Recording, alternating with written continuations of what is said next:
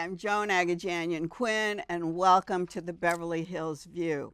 Today is kind of a family situation. We have Kristina Hagman with us, and I wanted you to know that my family built a house in Truesdale almost 50 years ago. Then my husband and I came to Alta Drive, and we've been in Beverly Hills for 50 years with our family. Kristina's family, her father, Larry, and her mother, Mai, have been family friends for years. All our children grew up together. And so I'm telling you that so that you'll know this is very personal for me. Kristina was raised in Malibu with all kinds of art people. Her neighbors were the Carol O'Connors, she knew the Joel Grays, Sterling Hayden, and of course, she had her grandmother visiting, who was Mary Martin, the wonderful Mary Martin of stage and screen, and her father Larry, who was the simple guy on I Love Jeannie and the mean meanie on Dallas.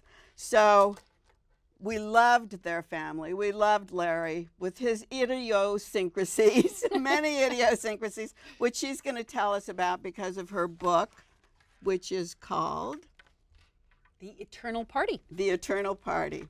So let me tell you a little bit about author, actress, artist Kristina Hagman, who was born and raised in New York City, but was a bi-coastal child. She attended the DeYoung Museum of Art, the school there, and the Santa Fe Institute of Art and Design. She studied with printmaking experts like Pokrasso and Sheila Coppola. And then she spent time with artists in Mexico, New Mexico, Oregon, Washington, and Japan. And she has some of those prints to show us today. What was it like? I always have to start. I have to interview you like you're my interview today. What was it like to be the granddaughter of Peter Pan? Well, let's see. The kids get to grow up and the parents get to stay children. My grandmother loved being Peter Pan, and I think she always remained a 12-year-old boy. It was perfect. Short hair? Short hair. She was sprightly and fun her entire life. I think sprightly was great to say, because I remember meeting her. She was always full of energy, and she would come to Malibu a lot to meet you. Was she coming from Texas at that time? No, she was on tour. She worked for a long time. She worked for Fieldcrest after she had her acting life, and then she went back to the stage at the very end. So she was, wherever she would come from, she'd come to visit in Malibu. She had a place in Palm Springs for many years. Oh, she did? Yeah. I thought she had a house in Texas for a while. That's wrong, huh? Probably the last time she had a house in Texas, she was 19. Oh, so it was a big ranch, right? And then, but the thing is, your family went back to Texas. Larry went back to Texas, right? He never owned a home there again, but he did the television show. They spent a couple of months every year in Dallas for, you know, that was 13 years. I know, it was great. We visited them. The twins were 10 years old, and they went to stay with your family there, and we had a great time in Dallas. The other thing about your grandmother staying on the stage, she was at the Amundsen. Yes. With Carol Channing. That's right. Like one of the last That was things the last things she did. Oh, Legends. it was? Yep, that was her her last performance. Yeah. But that was fantastic. I don't know how old she was, but it's like the energy that kept her going, right? Wow. She was, both my father and my grandmother had that extraordinary energy. Yes, but so did your mother. Yes. Your mother was like the catalyst, though. I think keeping those two people down. or grounded. Or grounded. Not keeping them down, but keeping them grounded. Right. So we had Peter Pan. Then we have the meanie JR. Yeah. How did you go along with that? Well, it was an incredible persona, an incredible character he crafted. And certainly the world will have a long time before they forget the JR character that my dad created. I think Who Killed JR, right? Yeah, that Who was Shot the JR? Who Shot JR, the big hook. Yeah. We went to London. We were in London with them, with Larry At that and Mai. time? Yes, and people followed Larry along the street. and we would like go to the side and hide, and they would like just be stalking him and asking him questions. He was major. Loved it. Oh, I know he loved. So, but he would stop and talk to them, and we always, Maya and I would like hide in the kind of like the doorways so that they wouldn't see us, and he carried on like he was on stage. He loved it. And it went forever, didn't it? It did. It did. So here you are, the daughter of Larry Hagman, the granddaughter of Mary Martin. Did you want to be an actress? I tried it for a little while.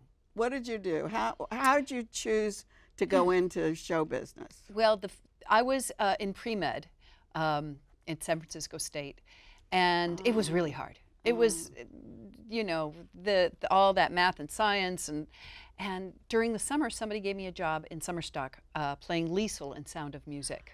Perfect. And the singer and the actress. I thought, golly, this is so much more fun than studying.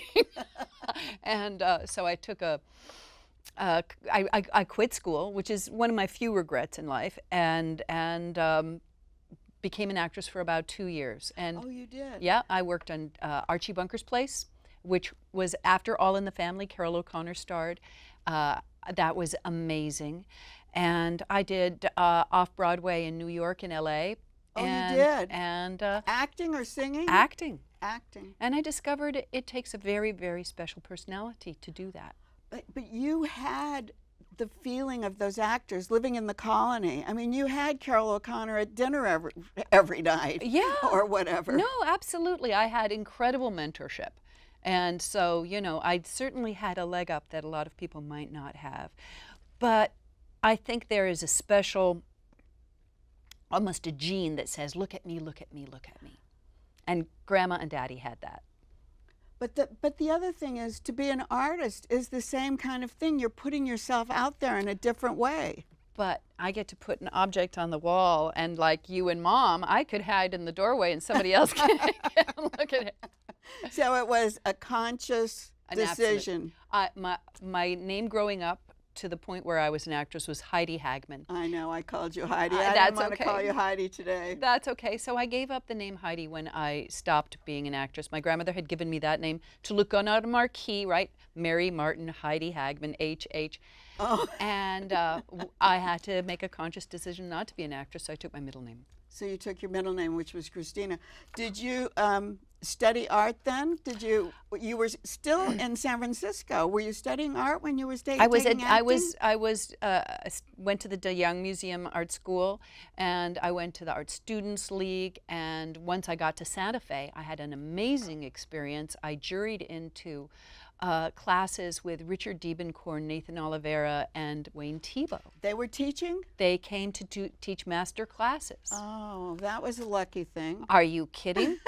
These guys were spectacular and generous and kind. And Wayne Thiebaud is still going so strong. I know. He works every day, and he still plays tennis. He is something else. And so what did you learn from Diebenkorn? Because he was fantastic too. They were all from up north, right? It was kind of the Bay Area figurative right. group, so to speak, and I admired all of them, and I was fortunate to be able to study with all of them. Richard Diebenkorn, the greatest thing he told me, I wanted very much to be an abstract painter, and he told me you have to do what comes naturally to you, and he told me about his first experience when he left figuration. He'd done abstract work, gone back to the figure, and then he emerged back into abstraction. The way he started was he painted his wife in a room, and then he painted her out, and it became this abstract piece. But he also painted houses first, and then those pieces became those abstract pieces. Exactly. And the second time he wanted to make an abstract painting, he started trying to just do shapes, and it didn't work out. He had to put the room in, his wife in, and paint her out. But that's what they teach you, isn't it? You have to learn from the fundamental, from the beginning up, before you can abstract something. Well, maybe when I'm 100, I'll be an abstract painter. People don't understand that because they think it's a lot of splashes on a canvas. It's really hard. And then Wayne, of course, was the master printmaker. Yes. And I guess that's what you followed. Yep. Crown Point Press, where Wayne did a lot of his work, inspired me to go to Japan and see woodblock print artists there, and then I studied with print masters. Well, I know your mom, my Hagman, was very artistic. She was a designer. She must have had a great influence on your art part of your life. Absolutely. And she encouraged me. There was always materials around. I was able to paint on the walls in our house. Oh, you were a little free, Yeah, right? Very totally free. Let's say, yeah. Yeah, And I remember your paintings when we first started. Your paintings were fantastic. Thank you. Really great. And you did a portrait of me. I did. And what you did was you painted me in the middle of all these other portraits, and you depicted each of the other painters. All the other painters. Yes, you copied them. I love that. But you did it so well. Thank you. So what changed your direction from painting then to get into printmaking? Printmaking, yeah. Painting, you need a lot of time, be in the mood, have all the equipment all around. And when I really became a printmaker, I was the caregiver for my mother-in-law with Alzheimer's and raising 2 daughters. Oh, where were you living? I was living in Seattle. That's right. That's right. And printmaking is something you can pick up and put down. I can do 2 hours of working on a print, and then it'll safely stay, and I can come back to it. And having the prints to come back to was a solace for me. But what was it? What did you do? Was it on a piece of canvas? Was it on a piece of paper? How would you do that? I would carve first. I would do that inspirational moment thing that was required of all painters. I would go out into the landscape and paint with watercolors, something very quick and sketchy, right? Then I would bring it back and analyze it and turn it into something. I would carve 7 pieces of wood, each with its own color, and then. So you could come back to it like. Wood number 3. Wood number 3. I've got 20 minutes. I can carve those trees. Oh, I see. And so that took your mind off of what you were doing. It allowed me to, it was kind of like having a railroad with the prints were rails. It kept me on track to continue making art. And then when you actually decided to be a printmaker, did it ever enter your mind, or is it possible that those were not one-offs? They're usually multiples, aren't they? Yeah, I would do a limited edition. The largest edition I've ever done is 25. And have you ever done one-offs then? Yes, Can you do that? I did monotypes. Is that part of it? Is that part of the print process? There are different kinds of printmaking. Woodblock printmaking, which is my specialty, is you generally, once you've carved 7 blocks, you usually make more than one. Because it's very time consuming. And so you have to print each one of those blocks. Yeah. Do you think that prints, wood blocks, are important in the art field? Because you know that's something that people look at. Yes, certainly, absolutely. I would say that we live in a time of such a broad definition of what art is that sometimes it's really great to look at the craft of art making, and when something is beautifully made, beautifully constructed, like a well done woodblock print, it has that definition of, yes, we're in the definition of art, but we are also in the definition of a well crafted object. And that's what people want to collect. Or that's what people enjoy on their wall. Yeah. I always feel that it's not about collecting to own something. It's about collecting to enjoy what it is. Absolutely. To have that. Absolutely. So you have won many awards for your printmaking. We have some of your prints with us. And you're the president of the Los Angeles Printmaking Society. I know. How did that happen? What is that? I'm co-president. It's an organization that was started in the early 60s, 1960s. LA was a very big nexus, a center for printmaking. It had a rejuvenation in the 60s. You had, Sister Mary Carita from Immaculate Heart. Immaculate Heart. Is that when it started with her work? In the 60s? In the 60s, you know, and there were many printmakers. Connor Everett was one of the founding fathers of Los Angeles Printmaking Society. And when I had been a member of a print society in Seattle, when I moved here, I wanted to have that community. And I started going to meetings, and next thing you know, I'm co-president. But how many people belong? About 600. Is that many? Between 300 and 600. Wow. You And know, they all are active printmakers? yes. So they're all working. They're all working, and we have shows all the time, and we have exchange exhibitions with places like Israel and Ireland. And how do you choose the people to do that exchange? Everything's, well, not everything. I would say majority of the exhibitions are juried. So we find somebody like, I believe Betty Tsar is going to be our next juror. Juror, really? She's fantastic. She's amazing. And Betty and Allison are going to work together. Her daughter, Allison. Yeah, Allison. I just saw some fantastic work by Allison in D.C. Oh, yeah, she has a show. At the National Museum of Women in the Arts. I know, she has a great show there. And Betty just did a series at Lapis Press of her hand. Wow. It's so beautiful. It's all the wrinkles of her hand and her fingers, because that's where her work came from. She's amazing. I know, that's so great. I mentioned earlier that you worked in Japan and Washington and here. I know you brought some prints. Yeah. Will you just tell us a little bit about the prints that you brought? This one is kind of special to me. This was my father's favorite print, and he had it in his house before he died. This is definitely inspired by Japanese prints. I did the sketch in Malibu, and then when this was finished, it was turned into a kite and went to Kyoto for an exhibition the same week the big tsunami happened in Japan. Oh, so you had this big burst of water? And so I thought that's almost prescient. That was a little spooky. And let's see what else we have. You were in Washington, I mentioned. I was in Washington State, and also thinking about Japanese prints. Hokusai did 36 views of Mount Fuji, and I did 36 views of Mount Rainier. This is only Mount one. Rainier. When you come in, you see that. It's so great. It's so huge. How many in this edition? They're a limited edition of 25, but there are 36 different views of the mountain.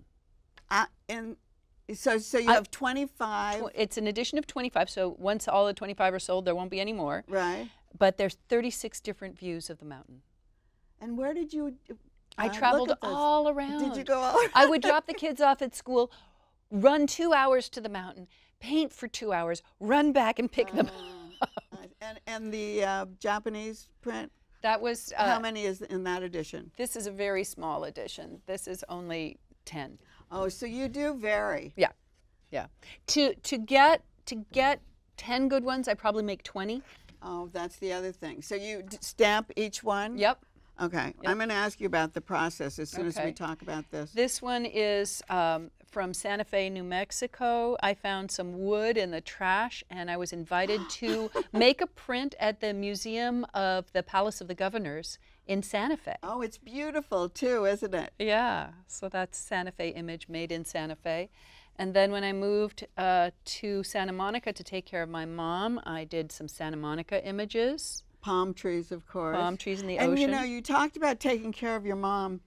You said you took care of you were caretaker to your mother-in-law with Alzheimer's, and then you had to do the same thing with your mother. Yeah. It's very difficult, and it takes so much out of you that you're lucky you have the art to go to. The art, and I have to say, I also started becoming part of this. Is St. Monica. I became a part of the St. Monica Catholic Church community. Family. And St. Monica's is great because Frank Gehry's wife is in that community. I didn't know and that. He designed, I'm going to have to find her. Yes, she's fabulous, Berta. And then there's part of what Frank did for the community center. It's beautiful. So he designed it in honor of his wife, which was great. Oh, that's lovely. So I got to help decorate that building. Did you? Yes. So tell us, you have a process that you go to. Yeah. Go through, and is it always with the wood block? You know, it is my specialty. I would say that this is sort of my base, my go-to. Though I had just enjoyed making a piece for your exhibition at the. Can you talk about that? Yeah. No, in Florida? No, this is the one here in the church. Oh, at the church. First Congregational Church. Oh, right. Alimento. How do I pronounce that? Alimento. Yes, we're doing a show at the First Congregational Church on 6th and Commonwealth, and it's all about how artists look at food. Yes. And food that they've painted. And you painted a really beautiful Magritte-like, it's very surreal, apple in a building. And the head minister, Scott Colglazer, is going to go into the Chateau Chapel each week and do a sermon on the art. So it's really excellent. It's a great thing to bring it. And you inspired me. That painting just leapt out of me. I was so glad. And we have so many wonderful artists who are going to be in that show. We talked about Frank Gehry just now, and of course his big thing is the fish. And Gagosian Gallery is loaning us some fish, and it turned out to be 3 fish, the Trinity, and we're going to put it on the altar in the Chateau Chapel. That's so great. So it's great. That's wonderful. But you have a press. Tell me what you do. You have 7 blocks? How many blocks for each piece? Between 4 and 7 blocks. So this is a simple one. So we've got the blue around, that's 1 piece of wood, and then you can see there's yellow, and then there's silver, and then there's dark blue. So that's 4 different blocks. And how do you put them on there? So in order for them to go one on top of the other without being a little wiggly or confused, I use this is a proofing press built in the 1930s for newspapers. It's called a Vandercook. Do you own it? I don't own one. Oh, but you have to go I have to go to places. I've gone to places like Art Center Pasadena, and there are wonderful print shops all over LA. That you can use. That I've gotten to know all these amazing printers hidden in garages in Hollywood. And oh, that's so good. Santa Monica and everywhere. Yep. So the this printing press has a roller that has the ink on it, and it has a press bed that holds each block perfectly in place. So we measured it with 1/132nd of an inch. That's how close it can be. So you put 1 block in at a time? 1 block in at a time. Then you put ink on the rollers. Then you put paper in there are little clips that hold onto the paper. The paper comes over the press that the block that's been inked up, and then and then it takes it back. Takes it back, and then I put in a new piece of paper, ink up the block again, bang, the paper goes on, take off that, ink up the block again, new paper, ink up the block, and that's just for 1 color. That's just for 1 color. Okay, right. And then I have to take that block out. I see. Ink the new block up with yellow, and then the same piece of paper that now has the blue on it, now it's getting blue and yellow, blue and yellow, blue and yellow, and then I take that block out and I put the silver on, and so forth. It's fantastic. It's kind of mesmerizing, isn't it? Is it meditative? It is meditative. The sound of the ink, it goes when you put it on. The sound of the paper when it goes whop. You know, it's very wonderful. I actually saw George Herms do that because he makes a lot of prints. And I remember he used an old printing press that one of the newspapers had. So is that what this is? He may have what? Oh, I want to go see his press. Oh, I think you have to do that. We talked about the process of art. When we come back, we're going to take a break. We're going to talk about the process of writing The Eternal Party. Wonderful. We'll be right back. So they say it's a man's world? I don't see anybody's name on it. While they were doing their thing, we slowly changed all that. Today, women can do anything men can do. And there's one thing we're even better at.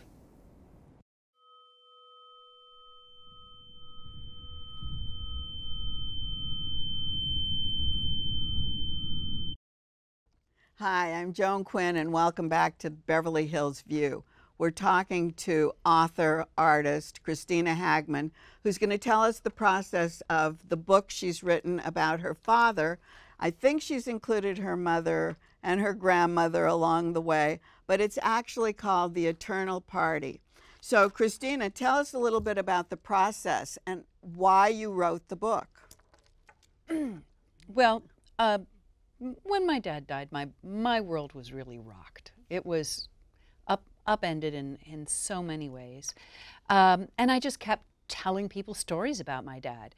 And everybody kept saying, well, you should write a book, you should write a book. And then they would tell me their stories. Which is great. Which is so wonderful. Because then it touches off more stories for you, doesn't it? It becomes a dialogue. So the book became a way to reach others it allowed me to look at my life growing up with some pretty extraordinary, wonderful people that a lot of people know and love, and to synthesize it to some extent and figure out what it is that I get to take away from that. Was this your first book? My first book, absolutely. This was your first book. Would you write another one? Yes. Now you know how to do it. It Yes. was not easy, but you did it so fast. 2.5 years. That's pretty fast, isn't it? Well, I suppose everybody has their own time frame. So tell us what you started. You talked to people. You had your own stories. Yeah. Your mother was still alive, right? But she no longer had a memory. And she had no stories to tell you. She could not speak, really. She could not hold say a sentence. So you started it without her stories.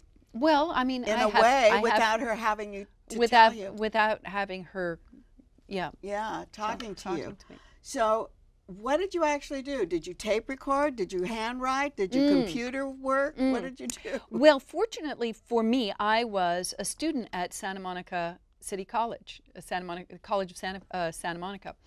And they have a disabled learning center there. And I am a disabled student. I have severe dyslexia. So even more amazing that I was able to write a book. The Disabled Learning Center helped me with all sorts of computer programs that allowed me to speak into the computer and see what was written. Oh, you would speak, then it would be written for you. And after a while, I was able to write myself because I'd spend 8-10 hours a day writing. But with the dyslexia and your art, that didn't matter? Dyslexia is perfect for a printmaker because it's backwards. Oh, wow. Yeah, I think I became an artist largely because I was terrified to write. I was terrified of expressing to this day, I'm so glad my kids aren't in school anymore. If I had to write a note for the teacher, I would freeze up because I knew I was going to spell something wrong in the note. Is that right? Oh, yeah. Oh, wow. So here you go to the Learning Center. And what do? Just start telling stories? Is this chronological? No, it bounces all over the place. It goes it's kind of like a dream. One idea sparks another, sparks another. So a memoir doesn't have to be chronological. No, it doesn't. I was talking to your agent, and she said, a memoir can be what you did all day in the kitchen. And that can be your memoir. It doesn't have to be your whole life. And then all day in the kitchen, and then it brings you back to being 8 years old and what you did one morning. So if a person wants to write a book, how do they start? There is a great, Annie Lamont wrote a great book called Bird by Bird. Oh, Bird, yeah, I think that's it. And it's all about writing everything that comes to your mind. Like, they call it dirty writing, just writing hundreds and hundreds and hundreds of pages. Get those ideas out. Anything? Just anything that comes to your mind. And then you can pare it back. That's how I did it. I would give myself a little card that said a subject that I was interested in, mom's jacuzzis.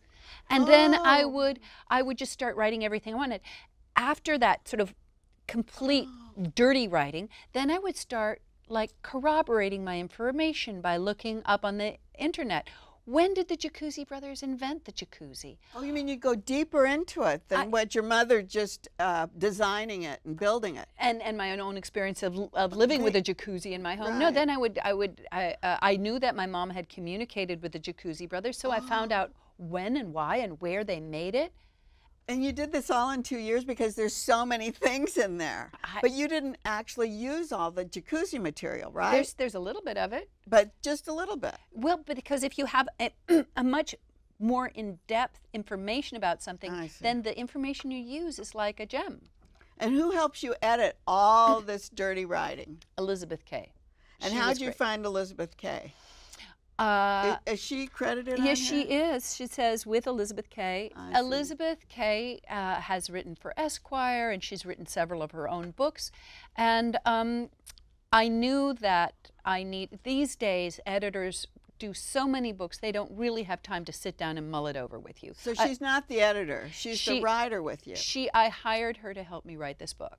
Right, okay. And she helped me you know, we would talk, we would pare down. She would say, you need to fill this in more. Let's, you know, you need to do research on that to make sure it's corroborated properly. I see. And she really did. So she shaped it in a way. Also, I don't have the hubris to think that I can write a book without help. I needed the experience of somebody who really knew what writing was about. So then you've got Elizabeth writing it. Then you have She to didn't find, write it. I I mean, wrote everything. You wrote it, but but you've got her working with you. And then do you need an agent after that? I got an agent before that.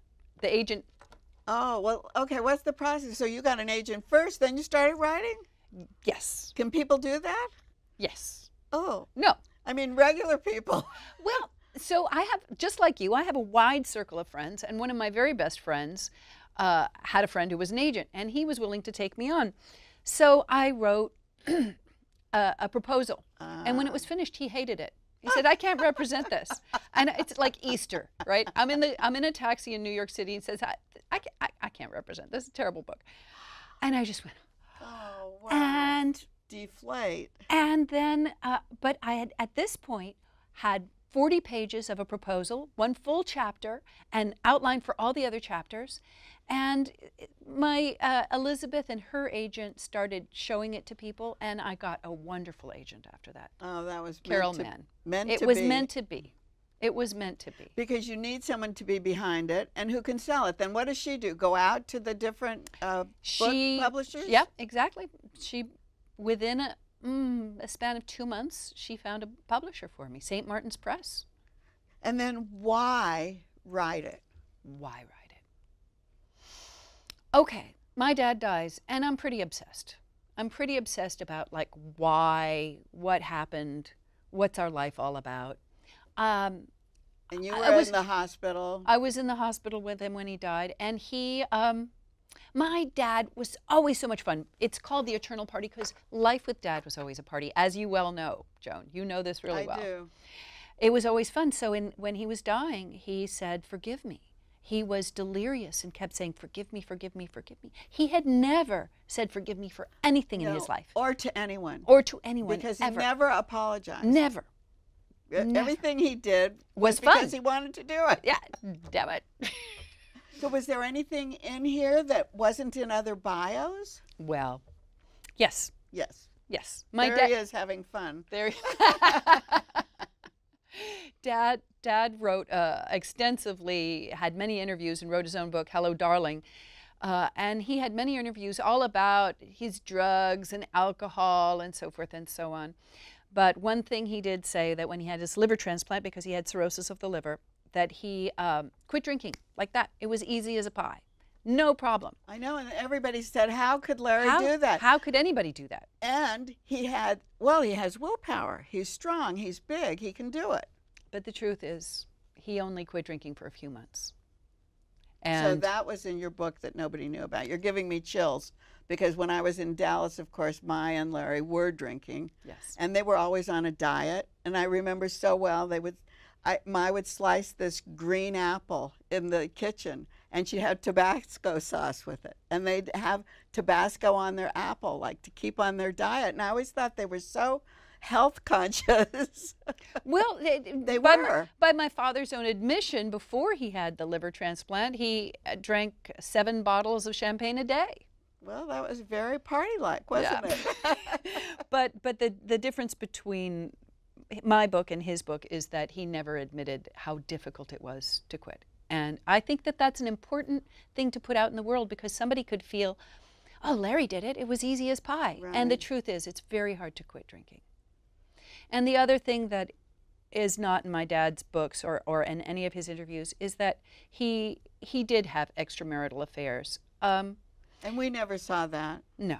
We really did. We No. never saw that. He was always such a family, dedicated to my. He was a family guy, and he was dedicated to my, but you have to take it into context. When somebody is really famous, exactly, and has that amazing energy and has people throwing themselves at him constantly, he's only human. I know. He's It's only true. human. And it's so great that you have to, not that you have to face it, but you did have to face it because you were in the hospital and this thing happened. Yeah, his last thing lover was there. She's a thing. She's a human being Right, who cared right. for my dad, and my dad said he loved her. But to have somebody that's not my mother creep into bed with my dad as he's dying was a pretty intense thing to.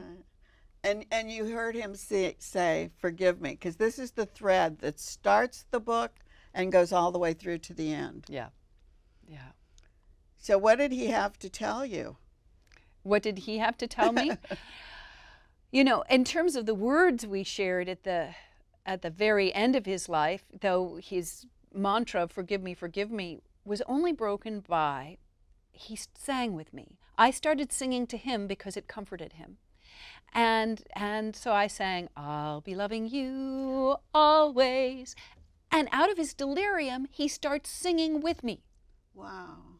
That was amazing. That was amazing. And to find out why he might want to be forgiven, I read letters that he exchanged with my grandmother.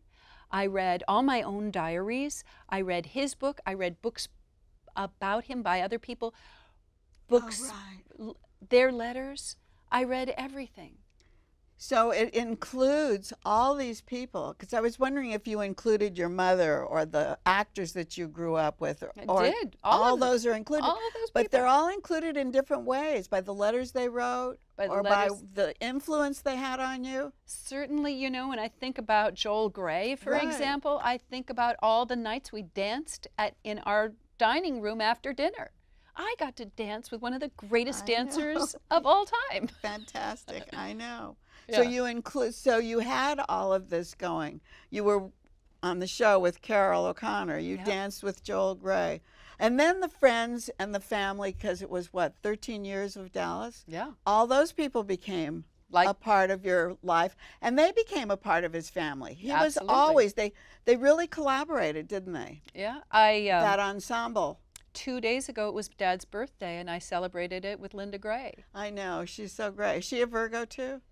I don't know her birthday. I should. I know, but I know your dad is, and so is Jack, and we had Zandra Rhodes. So we had this whole group of Virgos that like kind of hung out together. They were, and they were all the same list makers, right? Yeah. Oh, my dad was so precise. I mean, the way that he was able to drink 7 bottles of champagne and remember his lines was he was meticulous about studying. Oh, so he was really great. Yeah, isn't that amazing? He was drinking like that when he was on camera?